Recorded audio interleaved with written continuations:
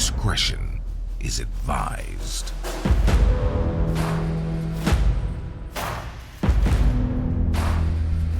This is 10-Minute Murder.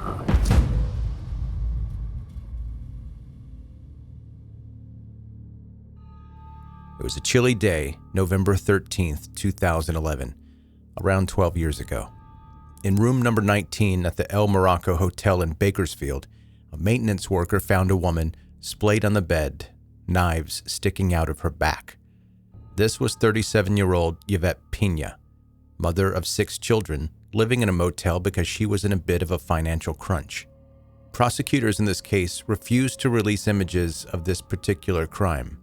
It's rumored that it was so horrific and graphic in nature that it could permanently scar those who viewed the images. Pena had been strangled and then tortured, with bruises and cuts everywhere. She had multiple stab wounds on her back. Police would arrest her killer 5 days later in his apartment. But what led the police there? How did they know where to look?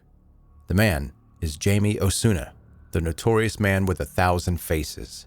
But who is Jamie Osuna? Let's start from the beginning. Born in March of 1988, Osuna was raised by his mother Michelle and stepfather Jeff. He was repeatedly tied to a tree and whipped by his stepfather as a child. There was even a time when his uncle threw a brick at him. His childhood was obviously incredibly abusive, which led to his exposure of crime really early in life. Jamie was arrested at just 15 years old for assault with a deadly weapon.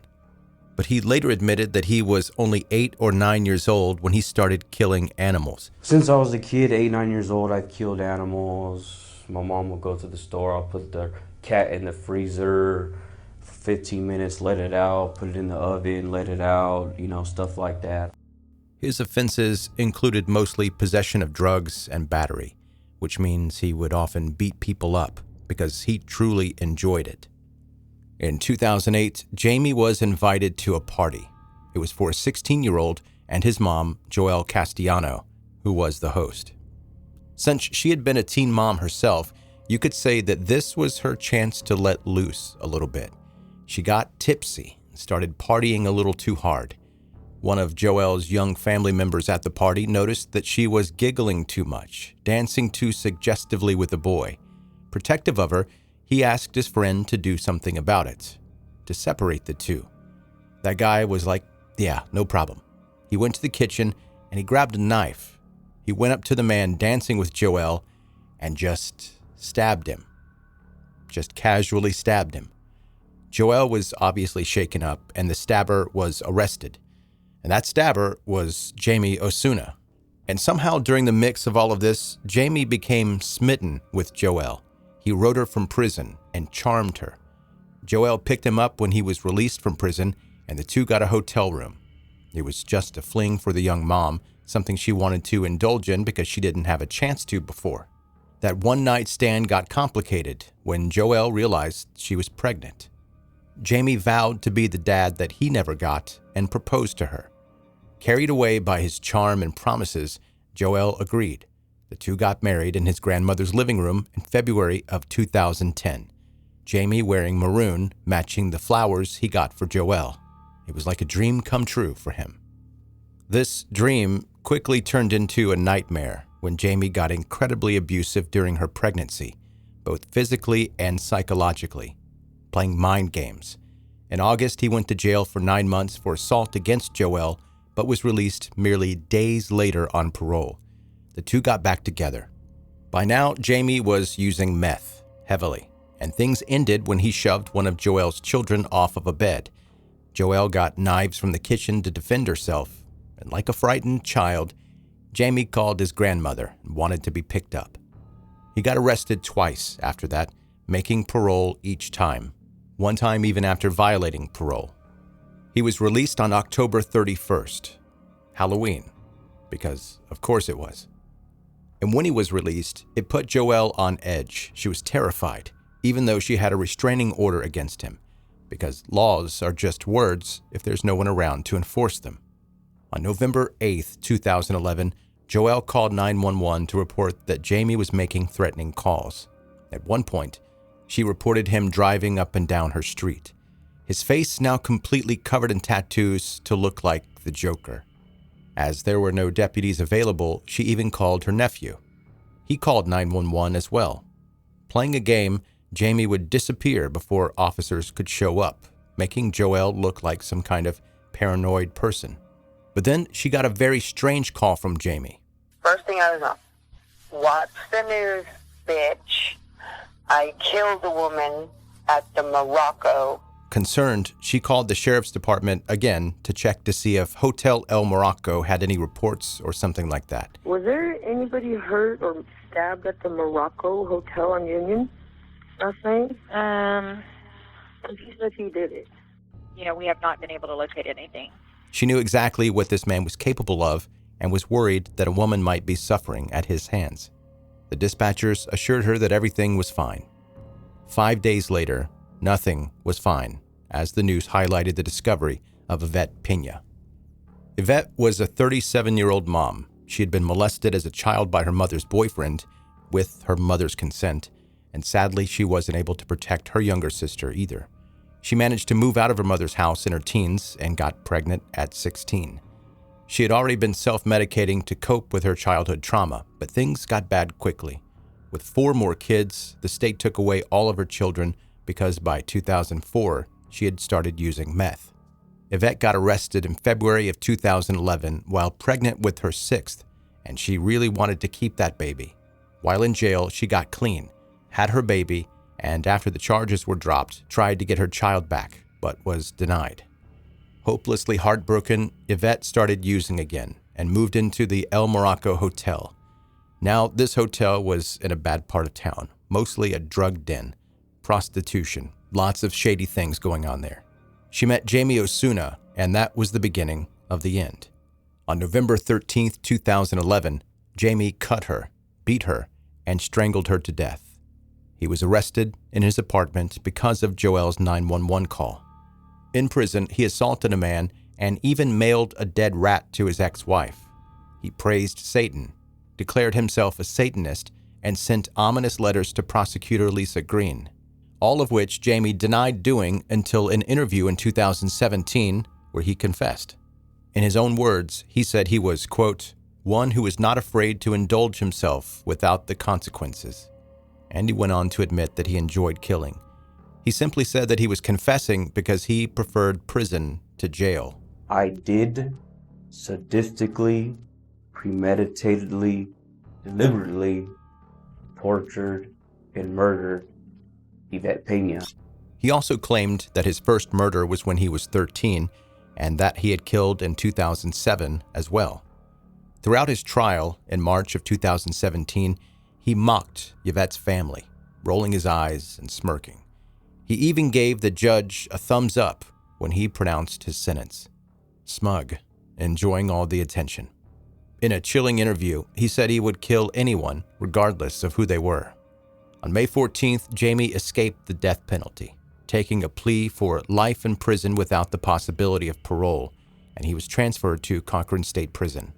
For 2 years, Jamie was kept isolated for 23 hours of the day, except 1 hour for recreational time outside.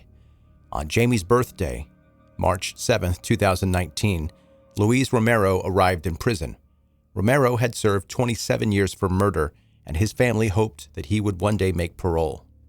2 nights later, the guards missed a few rounds of patrol for whatever reason. This gave Jamie the opportunity that he was looking for. He used a shiv to cut his cellmate. Each corner of Romero's mouth was cut open, like the Joker's smile in the Dark Knight series. Jamie took out his eyeball, severed his ear, and made a necklace of pieces of his flesh, ribcage cut open, half a lung sliced off. The medical examiner believes that for most of this ordeal, Romero was conscious. There was no one to hear him scream. Finally, Jamie cut off his head. At 7:30 the next morning, a prison guard arrived on the gruesome scene. The words, "Ha ha ha ha," and "the man with 1,000 faces" were written on the walls with blood, a pentagram, as well as "Hail Satan." It was the most gruesome crime scene officers had seen in a long time, the body cut open and head set aside. Because of the pandemic, his trial was slow, but during a hearing in 2020, he pled guilty to murdering, simply requesting the photos of the crime scene. Obviously, this was some sort of sick trophy that he wanted to keep, so the judge denied it. Meanwhile, Jamie has been diagnosed with schizophrenia, antisocial personality disorder, borderline personality disorder, and post-traumatic stress disorder. He was transferred to Salinas Valley State Prison's psychiatric inpatient program in May of 2021. He was declared competent to stand trial in September of 2022. You know, when you experience and you go through all that stuff, it stays with you forever. For me, it's not a nightmare. For me, it is a, how can I say, like a prize, like a trophy. It's a picture, it's a memory, it's a photograph that I can go back and look and get pleasure from it.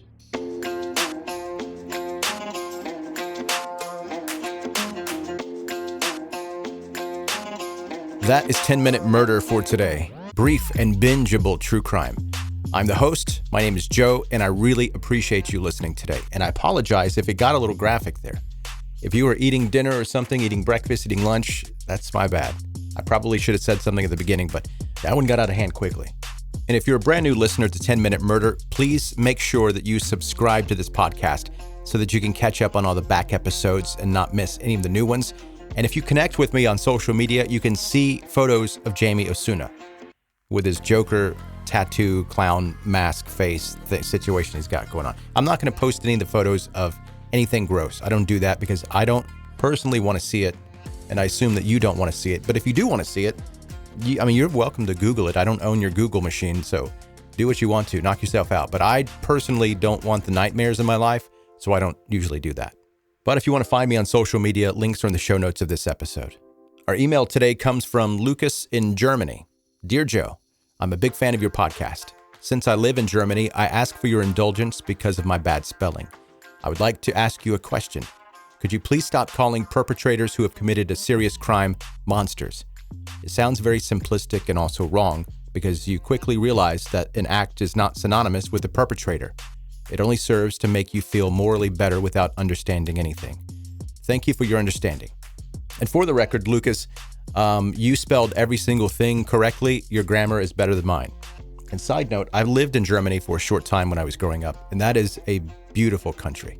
The people are fantastic and welcoming and friendly. It was some of the best time in my life that I spent living in Germany. Anyway, to the email. Respectfully, Lucas, no, I'm not going to do that. And today's story, although it was not done on purpose, is a prime example of why I won't do that. Because I would say that the guy we're talking about today is a monster. And I completely understand what you're saying and your reasoning behind what you're saying. And the only thing I take issue with is saying that it makes me feel morally better without understanding anything. I understand. Trust me, I understand. I read these cases every single day. I understand what these people have done. And morally, I am better than these murderers. The people you hear on this podcast are making the decision to take another person's life. No one's forcing them. I've never once done an episode on someone forced to murder. I've never once done an episode where it was a self-defense case. Everyone that you hear me talking about is a murderer, with one exception. I did a weird story a couple of years ago about a family that owned a snake, and that snake killed their child, and the parents were charged with murder. Then I didn't call them monsters, I don't think. So Lucas, thank you so much for your email, and thank you for listening to the podcast. I really appreciate you taking the time to do that. And I hope that you'll continue to listen because, after all, we don't all have to agree on all the things all the time. We're individual people with individual ideas and opinions, and they're not always going to jive. All right, that's going to do it. That's 10-Minute Murder for today. Thank you for listening.